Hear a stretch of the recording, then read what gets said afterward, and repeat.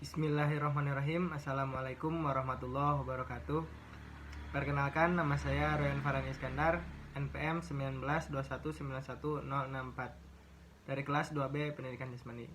Di sini saya akan mempresentasikan dan menjelaskan salah satu mata kuliah yaitu TBM Motorik tentang pengertian keterampilan gerak, klasifikasi keterampilan gerak, dan unsur-unsur kemampuan yang membentuk keterampilan gerak. Oke, langsung saja. Belajar gerak atau olahraga merupakan bagian dari belajar yang melibatkan emosi atau perasaan dan aktivitas fisik. Belajar yang menekankan pada berpikir disebut kognitif, yang menekankan pada aktivitas emosi atau perasaan disebut afektif, yang menekankan pada gerak tubuh disebut psikomotorik.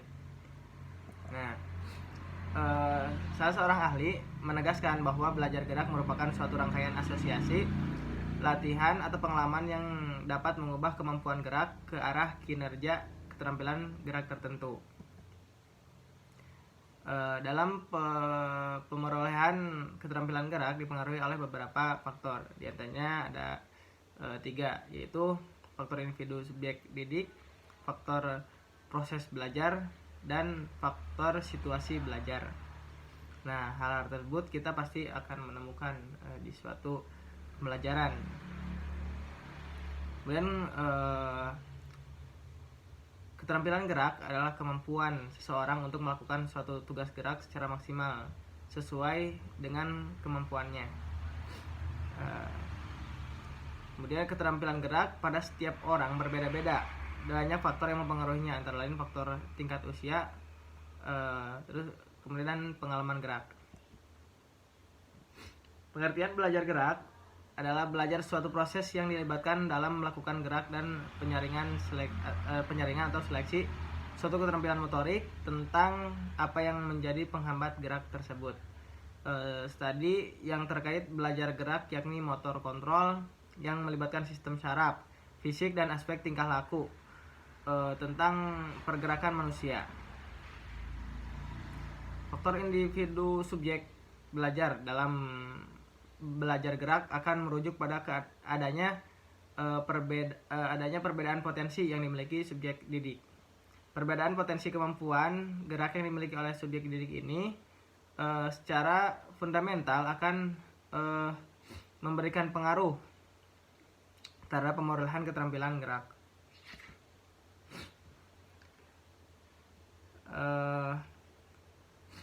Perbedaan potensi kemampuan gerak memiliki implikasi terhadap usaha penyusunan program pembelajaran gerak. Satu ahli menegaskan bahwa perbedaan potensi kemampuan gerak yang dimiliki oleh seorang secara nyata akan memberikan pengaruh terhadap kecepatan, ketepatan, dan tingkat perolehan keterampilan gerak. Sementara itu, dalam proses pemerolehan keterampilan gerak, seseorang harus melalui beberapa tahapan, yaitu tahapan formasi rencana, tahapan latihan, dan tahapan otomatisasi. Nah, waktu itu sudah dijelaskan tentang tahapan rencana, tentang gerakan tersebut, tahap latihannya seperti apa, bagaimana, dan kemudian kita akan mencapai tahap otomatisasi dalam gerakan tersebut. Kemudian klasifikasi keterampilan gerak. Menurut Lutan, keterampilan gerak dapat diklasifikasikan sebagai berikut. Yang pertama, keterampilan kasar, gross skill, dan keterampilan halus, fine skill. Perbedaan keterampilan ini adalah pada ukuran besar otot yang terlibat, jumlah tenaga yang dikeluarkan, atau lebarnya ruang yang digunakan untuk melaksanakan gerakannya. Keterampilan kasar lebih membutuhkan pengorganisasian otot-otot besar disertai pengarahan tenaga yang banyak. Sedangkan keterampilan halus lebih mempergunakan otot-otot kecil dan sering membutuhkan kecermatan dan koordinasi mata tangan.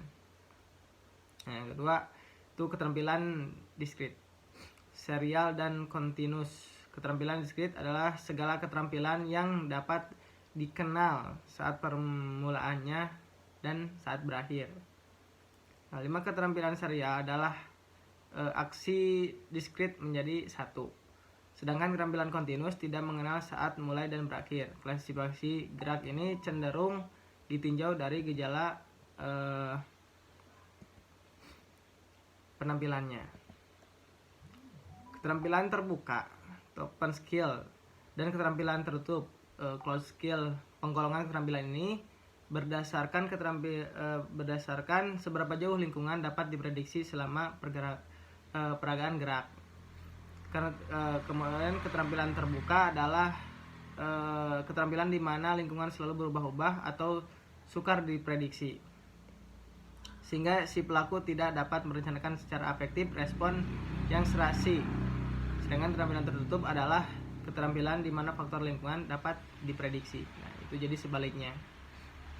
Berdasarkan kecepatan gerakan atau jenis otot-otot yang terlibat keterampilan gerak bisa dikategorikan menjadi dua. Yang tadi, keterampilan gerak gross motor skill. Keterampilan gerak agal adalah gerakan yang di dalam pelaksanaan melakukan otot-otot besar sebagai basis utama gerakannya. Ya, seperti kita aktivitas push up, sit up, pick up itu melibatkan otot besar sebagai basis utamanya. Yang kedua itu keterampilan gerak halus, fine motor skill.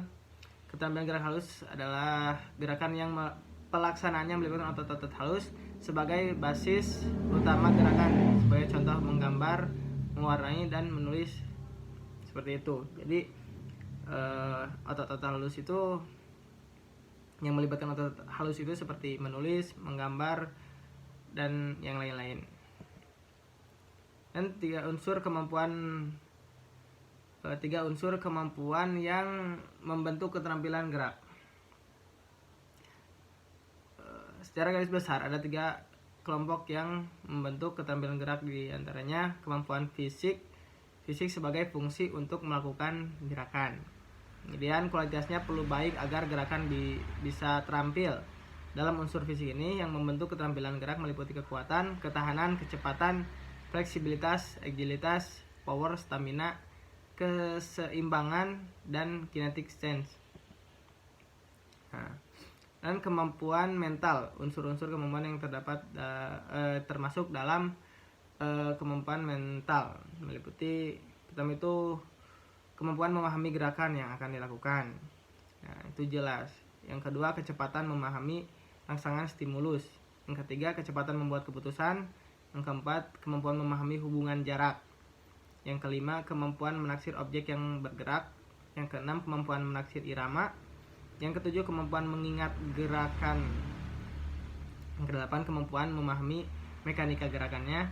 Dan yang kesembilan, kemampuan berkonsentrasi. Nah, kemudian kemampuan emosional. Kemampuan emosional yang berpengaruh pada saat melakukan gerakan terhadap kualitas penampilannya adalah kemampuan mengendalikan emosi dan perasaan. Mungkin ya selanjutnya kesimpulannya, belajar gerak itu memiliki intensi dan koneksi yang kuat dengan teori belajar, fisiologi, dan psikologi sebagai bagian dari teori belajar. Tahapan belajar juga merupakan bagian dari teori komunikasi. Sehubungan dengan hal tersebut, untuk lebih memahami teori belajar gerak secara komprehensif, tampaknya perlu dilakukan analisis komprehensif terhadap beberapa teori psikologi, komunikasi, dan fisiologi yang memiliki koneksi langsung dengan teori belajar gerak dengan seksama. Dengan demikian, teori belajar gerak dapat dipahami dan diimplementasikan sebagai bagian integral dari pengembangan kompetensi profesional guru.